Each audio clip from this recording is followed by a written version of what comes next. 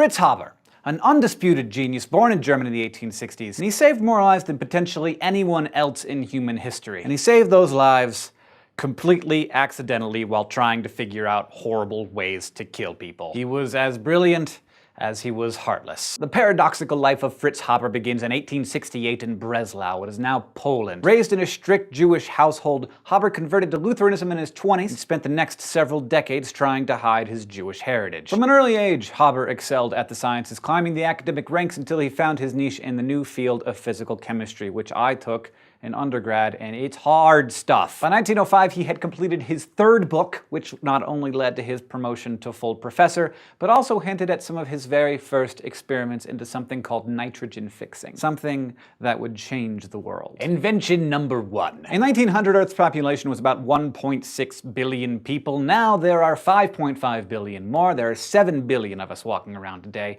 because we've eaten food, which has given us the energy to do awesome things like watch videos on YouTube. In 1898, a British chemist, Sir William Crookes, predicted that the Earth's population would outpace the supply of wheat by about 1931. Intensive farming was depleting the nitrogen in the soil, raising fears of a global food crisis. Although nitrogen makes up about 78% of our atmosphere, it exists as an exceedingly stable triple-bonded molecule, diatomic nitrogen, or N2. But for plants to actually have access to the nitrogen to help build themselves, it has to be fixed, or converted into the more reactive ammonia, which is NH3. Before Haber, almost all nitrogen was fixed over hundreds of years by microorganisms in the soil, but rich organic soils were rapidly disappearing. So at that time, most industrialized countries like Germany relied on mined animal manure, particularly bat guano from South America, to make nitrogen-based fertilizers. Yeah, and I should also probably mention that nitrogen, fixed nitrogen, is also extremely useful for creating bombs. By the early 1900s, Haber was realizing that it was possible to synthesize ammonia from atmospheric nitrogen and hydrogen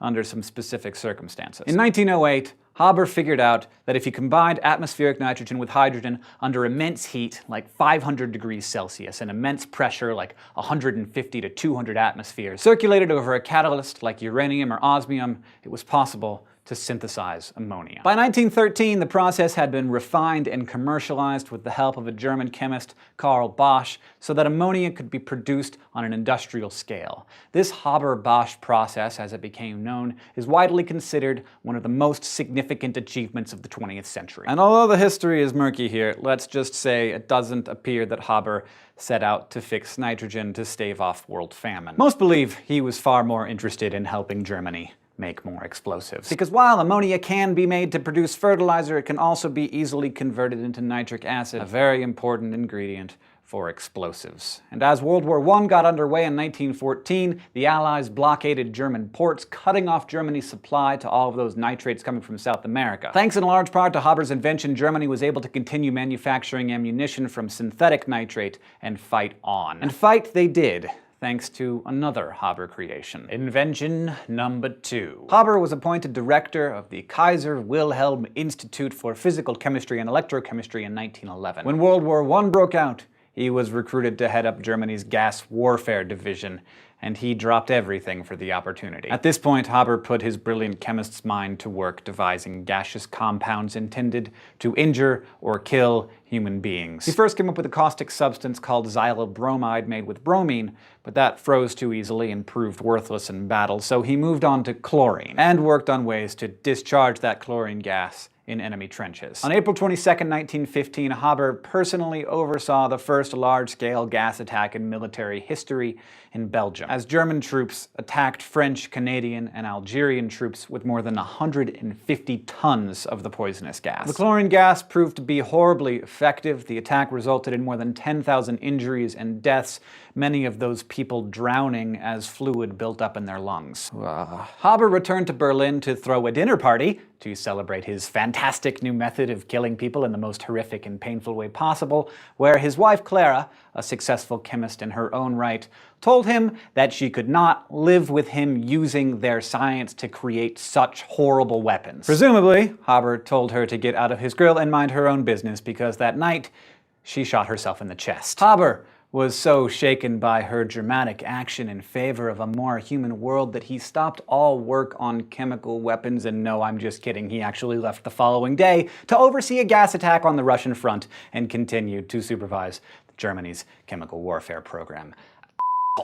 dickhead. Always desperate to prove his patriotism, he oversaw the development of mustard gas, which proved even more effective than chlorine because it was heavy and settled in the trenches. He also helped invent a gas mask for German troops after Allied forces began using chemical weapons themselves. Despite Haber's best efforts, Germany lost that war. You know that, at least I hope you know that. But what you might not know is that in 1919, Haber was awarded the Nobel Prize for Chemistry for improving the standards of agriculture and the well-being of mankind. I do not. Naturally, this award caused a bit of controversy, and if you ever want to see what a whitewashed biography looks like, go take a look online at the official Nobel Prize write-up on Haber, which, to this day, devotes all of a half of a sentence to Haber's work on chemical weapons. Then again, Alfred Nobel is best known as the inventor of dynamite, so maybe it makes sense. The year after receiving his Nobel Prize, Haber was charged with war crimes, but was never prosecuted. The story of Fritz Haber does not end there. His inventions and contributions had a continued legacy in the hands of other chemists,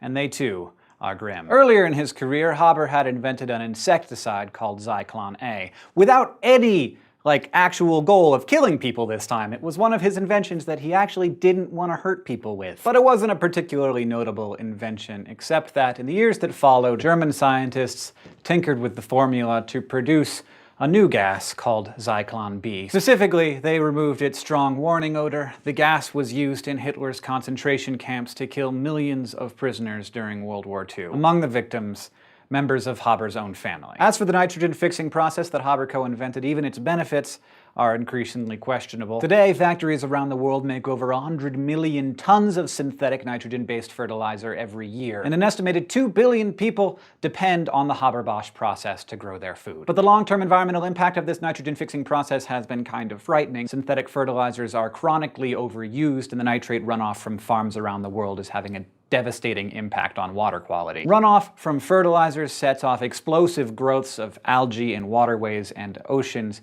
As the enormous mats of algae decompose, they suck oxygen from the water, creating enormous dead zones where no aquatic life, save a few jellyfish, can exist. Here in the US, the dead zone in the Gulf of Mexico expands to more than 20,000 square kilometers each summer, and each year it gets bigger. The Pew Oceans Commission currently lists nitrogen fertilizer as the main source of oceanic pollution. Beyond that, nitrogen fertilizers also release large quantities of nitrogen oxide into the air, a greenhouse gas 300 times more heat-trapping than carbon dioxide. Now, Fritz Haber couldn't have predicted the environmental impact of the invention that bears his name, but I don't really think he would care. Creating fertilizer wasn't even his top priority when he set out to capture nitrogen out of the air. His goal was to keep his country armed for war, and he ended up feeding half of the world in the process. As history reminds us again and again, science isn't good or bad, it's only true. The people with the best intentions can have the worst impacts, and those who only want to kill might end up saving billions of lives. The science doesn't care. It's up to us to decide what we do with it.